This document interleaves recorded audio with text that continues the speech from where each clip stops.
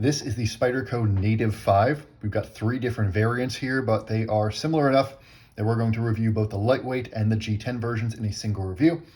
And I think it's going to be pretty clear as we go through it which one makes sense for each sort of person. The differences are pretty subtle, though they are meaningful, but it's functionally the same knife. So we'll get back to these two later. Let's go with this one for right now. This is the Spyderco Native 5 Lightweight here in Rex 45. This was a GP Knives exclusive, this particular version. The scales used to be white like this guy. Somebody either swapped them or dyed them, not me, to get him this mint green color. But this is white by stock. Anyways, just a certain variant. All sorts of steels, all sorts of handle colors available for the Native 5 Lightweight. 125 thousandths on the blade stock, so about 15% thinner than your Para 3. This handle in the FRN with stainless steel liner, so there's no flex here whatsoever, comes in at 2.5 ounces for a 2.95 inch blade, so a little bit under an ounce an inch. The G10 versions, this one here is from the Knife Center exclusive CPM Crewwear here with smooth G10.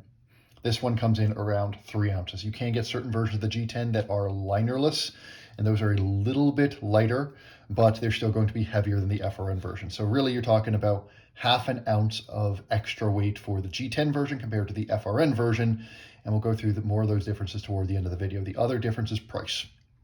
This one, most variants, full retail come in around 150 bucks for the FRN version, and these G10 versions come in more around, say, $180. So a little bit more expensive for that G10 version, which is pretty typical. You've got an injection molded handle here. You've got a machined handle here. So the Native 5. The Native is one of Spyderco's oldest series, and you can tell that from the Native 5. And its distinguishing features are this flat back all the way across. So flat, compare that to our Para 3, where you got this hump here. Instead, you have a flat back all the way across the top for the Native. You've got a back lock. And you've got these aggressive contours that, in this way, are not that dissimilar from the Para 3. You've got a very similar sort of humpy design on the bottom there. Now this is a sub 3-inch knife, but it is a safely, especially with that choil there, even without the choil, on my medium hands, it is a 4-finger knife. With the choil, it's not even close. Even if I had huge hands, this is a 4-finger knife. Very easy to get your hands on. Golden Colorado puts big fat chamfers on their FRN. You know, big nice rounding curves here, especially in that choil. And people say that the FRN feels like a toy. I would say, and you know, it is plastic. It's fiberglass reinforced nylon. That's what FRN stands for. Very nicely manufactured. It doesn't feel like a toy to me. It feels more just like a purpose-built tool. This feels like, I've used this term before, this feels like something you get at Home Depot. This feels like something from Milwaukee, something like that. Something that is meant more for use than aesthetics. As you hold FRN in your hand, it will warm up. It will get nice to the touch. You know, this FRN, it is smooth. There's a tiny bit of an eggshell texture to it, like just in that it's not slick, but it is smooth. But it definitely feels utilitarian. This is not for aesthetics. But the real star of the Native 5 is this blade. It's a very elegantly designed blade, very simple blade. You've got a drop point where the point sits a little bit below the pivot. You've got, it's all belly. It's a nice even swoop there. This choil means whether you're going one finger up in the choil or you're going middle finger, means you have so much control right over this blade here. Your fingers can get as close as you want for detail work, something like that. You have so much control over this blade in whatever grip you get into. And they even throw a nice little swedge on the top there, which is purely for visual interest. You know, there's a nice distal taper, which looks like a little bit more than it is because of that swedge. You know, you can see that swedge is taking some away from the spine. I suppose if you're piercing into things and cutting through things, that swedge means there's a little bit less material to fight against. But honestly, it's mostly aesthetic, but it's a very nice aesthetic touch. It does make this blade look a little bit less plain than it would look otherwise. But the fact is, if I'm coming down on something, the tip of the blade is low enough and this belly is gradual enough that I can get that tip in more easily than something like a pair of 3, where I have to come all the way over to get down to that tip, or I'm using just that belly in the front.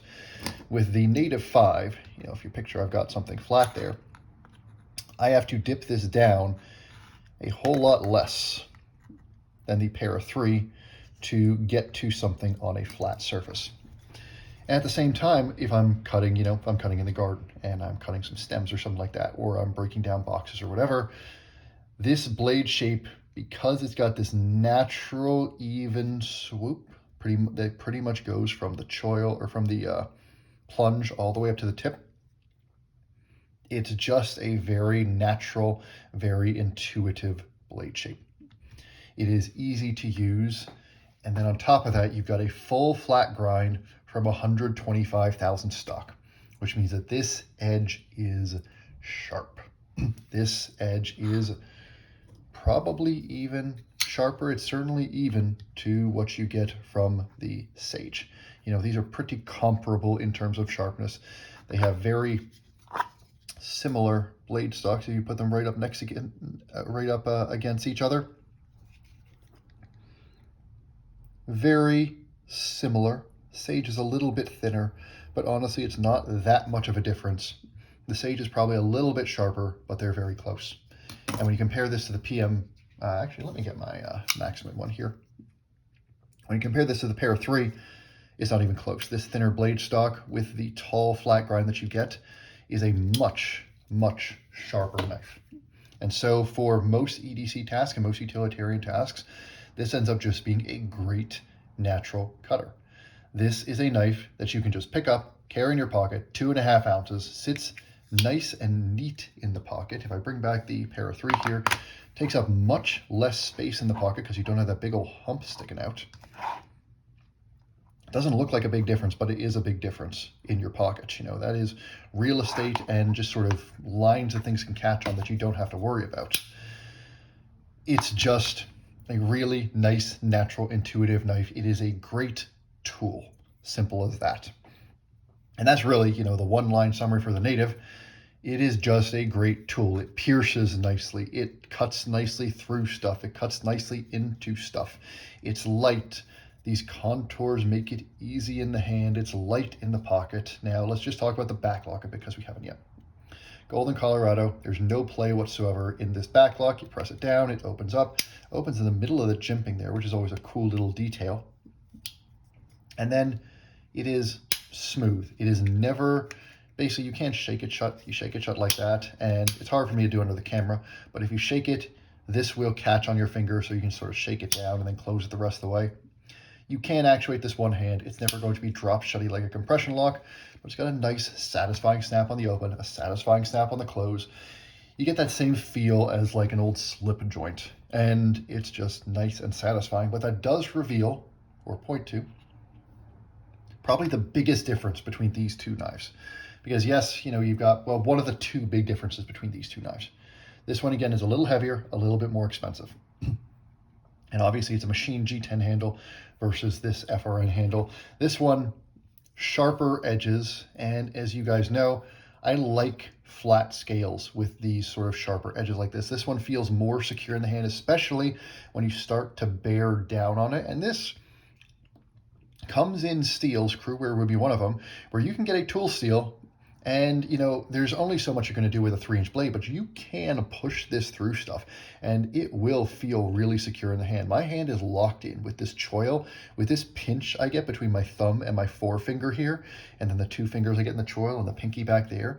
This is super secure and I can really push at this. You're not going to get the leverage you would get with a bigger knife, but this is a surprisingly capable knife.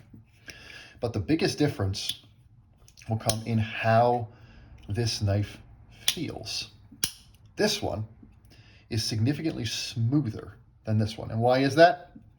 This one, the backlock runs on washers in between your liners here. And so there's phosphor bronze washers, and the blade is riding on that on the open and close.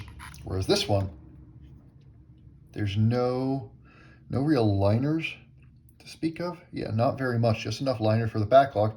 And here, the blade is running directly on the FRN. And so it is just less smooth.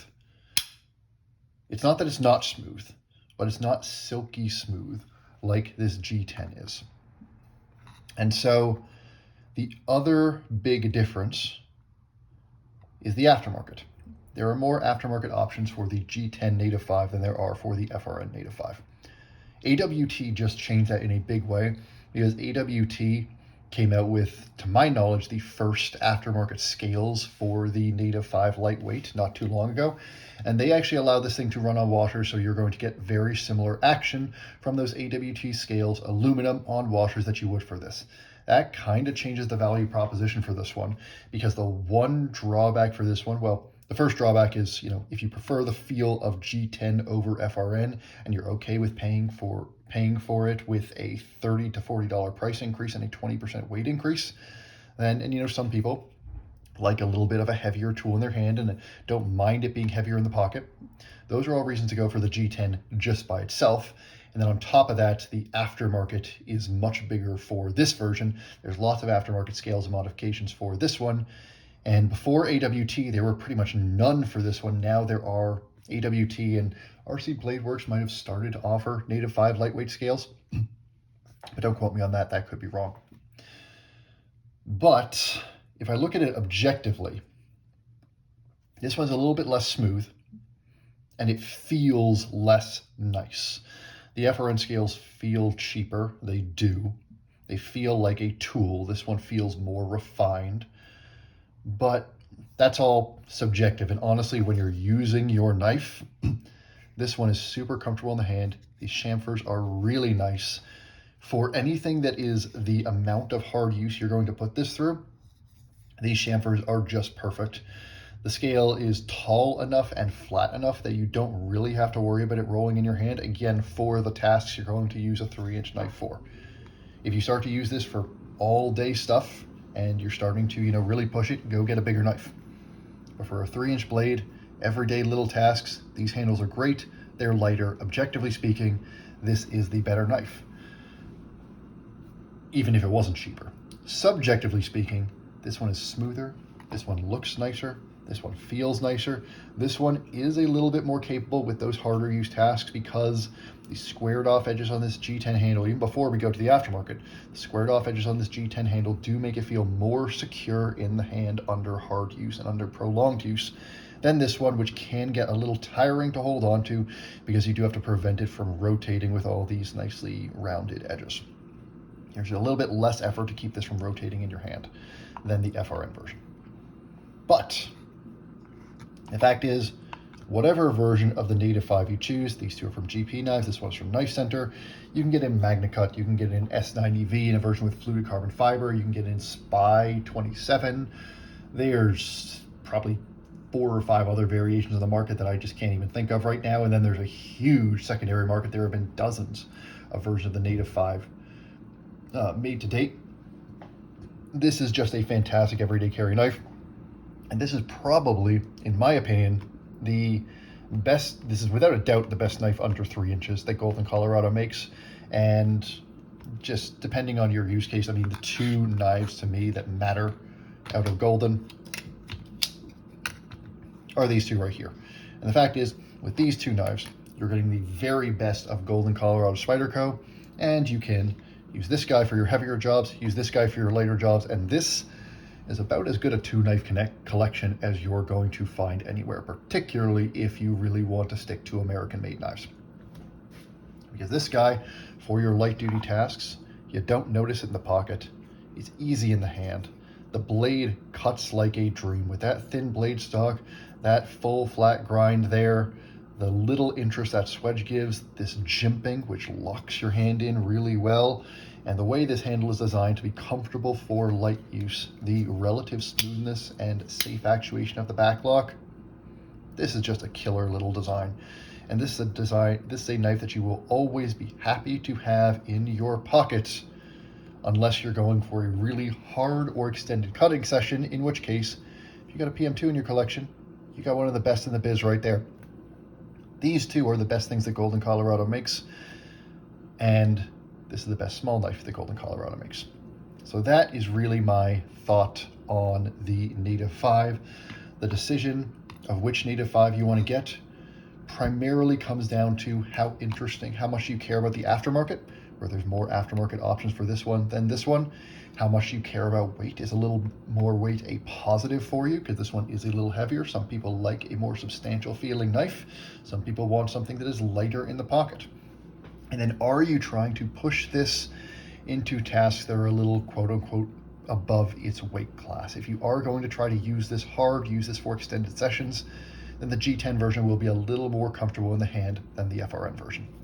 If you like all those things better and you're willing to pay a $30 to $40 premium, or there's a particular sprint run or something like that that you like, that you can only get the steel or only get the configuration in this G10 version, those are reasons to go for the G10. Objectively speaking, this FRN version is the better knife for most people. Those are my thoughts on the Spyderco Native 5. It is a phenomenal knife. It is probably one of the most recommendable knives that Spyderco makes.